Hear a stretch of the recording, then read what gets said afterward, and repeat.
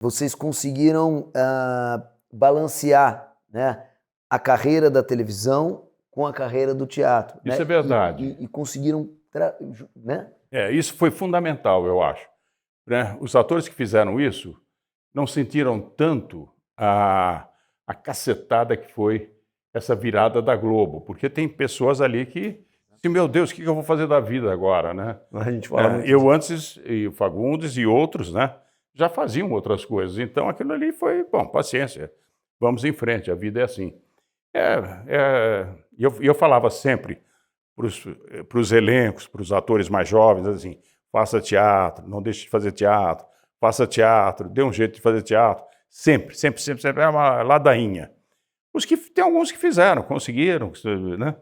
E tem alguns com muito talento, inclusive, né? Claro. Mas a carreira ficou difícil, agora é mais batalhada, é mais difícil, né? Eu tenho meus filhos fazem teatro. O Léo dirigiu o espetáculo que estou fazendo, dirige outros espetáculos, o Visão Voador e tal, e outros espetáculos que ele já dirigiu.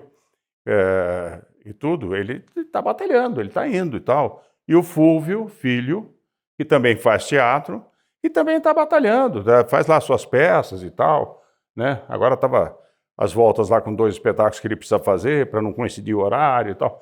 Enfim, tem que fazer teatro, não pode deixar de fazer teatro, acho. Né? Não. É onde a gente se exercita, né? O ator, a nossa academia, né? Eu acho. Eu falo Acho que é o jogo de futebol, né?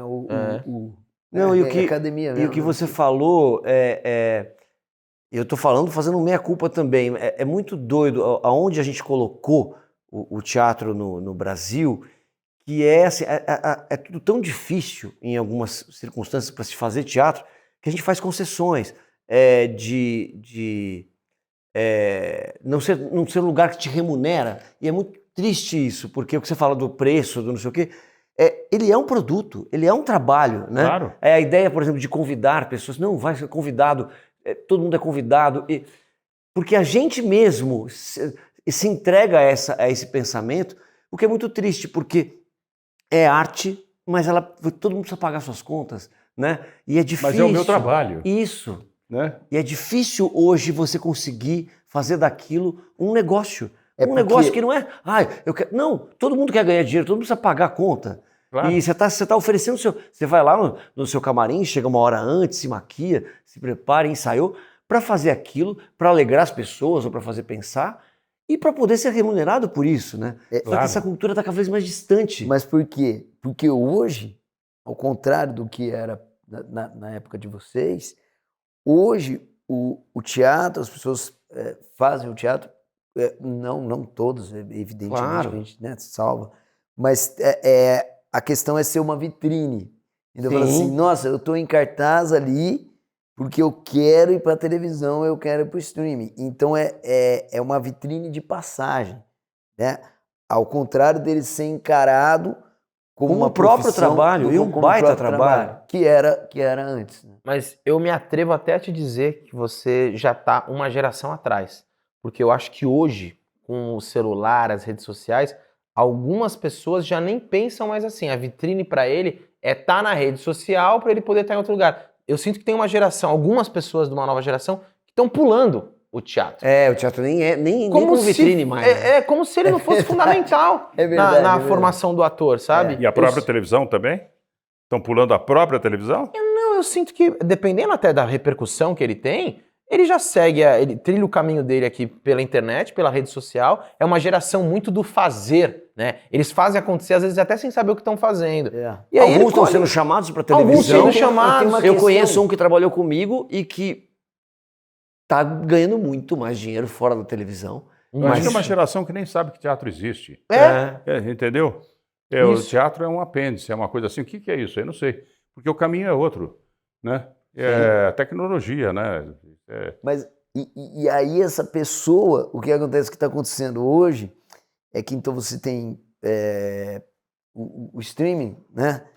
Que aí essas pessoas, elas estão pulando, tá pulando a etapa do teatro, tá ficando famoso com o celular.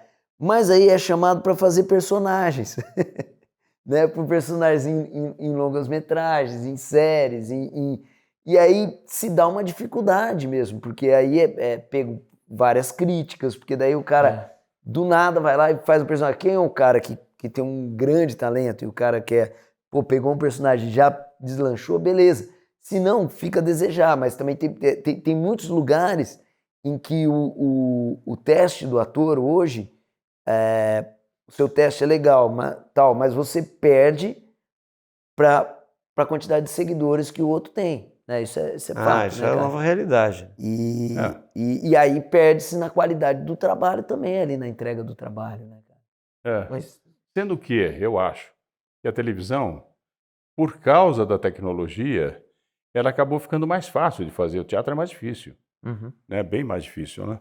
Então, através da tecnologia, você resolve alguns problemas. É o corte, é não sei o quê, é o close, é a virada não sei o que lá e tal. De repente você está fora de cena, entra em cena, e de repente você se torna um grande ator, ou grande ator não, se torna um ator legal e tal, porque a tecnologia te ajuda muito. Também é a trilha sonora, é não sei o que. A repetição, né? Vamos fazer mais uma? Dá pra fazer mais uma, exatamente, né? Então, é um pouco como... Como é que era assim lá na década de 90? Como é que era aquela história do cantor? Como é que chamava? Ele fazia um vídeo. Como é que chamava aquele playback? vídeo? Hein? Não. Um playback? Não. Chamava um videoclipe? Hein? Um videoclipe? Um videoclipe. O cantor fazia um videoclipe e tal, não sei o que lá. De repente o cantor era muito ruim. Mas só que tinha uma sombra, tinha não sei o quê, tal, tinha uma fumacinha que fazia assim. Aí ele cantava, fazia uma cara assim e tal. E tá assim, poxa, que bacana. E tal, mas se você ficar só no som, é muito ruim. E o show ao vivo era uma decepção, às vezes. É um pouco como a série hoje, né? Então, a série hoje também, você tem atores que dependem dessas coisas, né? Do corte, não sei o quê. Sim. Agora, tem os atores que são interessantes, né? Eu andei vendo aí umas cenas, eu não sei exatamente o nome dos atores, mas eram os atores interessantes. Né? Mas são poucos, são mais raros, né? Sempre tem. Você sabe que a gente falando desse conflito de geração, eu estava em cartaz com um infantil que eu dirigi, num teatro de 250 lugares. E aí eu fiquei para assistir o espetáculo à noite. Pô, um teatro de 250 lugares não é um teatro grande, né? E aí eram 2 atores em cena e eles entraram com um microfone aqui. E aí eu comecei a reparar, vendo peça, que isso virou um padrão hoje em dia, né? As peças microfonadas, assim, dessa maneira tão intimista. Muito comuns, direcionais. E eu comecei a reparar, falei, cara, isso é um pouco novo, ter tanta peça, todo mundo microfonado. Vocês têm reparado isso? Nossa, eu vi uma ou outra que não é musical, né? Porque o musical precisa, obviamente. Musical sim, mas eu comecei a reparar, e eu fiquei me perguntando, eu falei, cara, será que isso já é um sintoma de uma geração nos 2 lugares? É o público que ele já tá carente de tudo, ele tem que ouvir uma voz metalizada, artificial, e uma geração de atores que também já não trabalham mais projeção, não sei. Eu tô falando de um estranhamento meu. É assim, pensando, no Teatro Morumbi, você estava no Morumbi, né? Porque eles não sabem, esses atores, eles não sabem tecnicamente resolver o problema. Por exemplo, você consegue fazer, através de técnicas, se você tiver uma boa experiência teatral e tudo, você consegue fazer, tecnicamente, uma coisa mais intimista e tal, projetando a sua voz de uma forma que parece que você está falando no pé do ouvido. Exato. Né? Então, aí é uma questão de técnica mesmo. Exato. Você consegue. Agora, se você não consegue, aí você tem que usar. Porque aí você faz a coisa da televisão, né? É o papo da televisão, né? Fala baixinho e tal, não sei o quê. E aí tem a amplificação da voz. É por aí. Eu acho que é mais ou menos isso já é uma super audiovisualização do teatro. Aí você para pensar, que eles estão já... o teatro foi todo pensado, a estrutura dele para acústica, para puxar o teatro para televisão. Assim, é verdade. E outra, mano, se você não tem voz, você vai lá ficar rouco. Daí o cara vê você ficando rouco em cena. Não, mais do que isso, você se cuida. Aqui. Você fala, pô, o tempo tá fechado, eu tô com a minha voz, eu tenho peça. Tenho cuidado. Agora acabou. Eu ponho aqui, e aí você vai ver até a foto da peça, todo mundo, né? Tá todo mundo Sandy Júnior. Aqui, ó, Madonna. Você sabe que eu costumo dizer o seguinte, o teatro, tem ator que tem mania de fazer televisão no palco, né? Faz que tudo...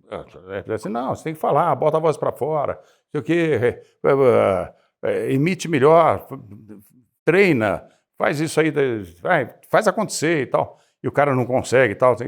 Porque o público que vai ao teatro não vai para ver televisão. Se ele quiser ver televisão, ele fica na casa dele. E vai ver televisão melhor do que no teatro. Ou seja, a televisão em casa é melhor do que no palco. Sim. O que é melhor no palco é o teatro.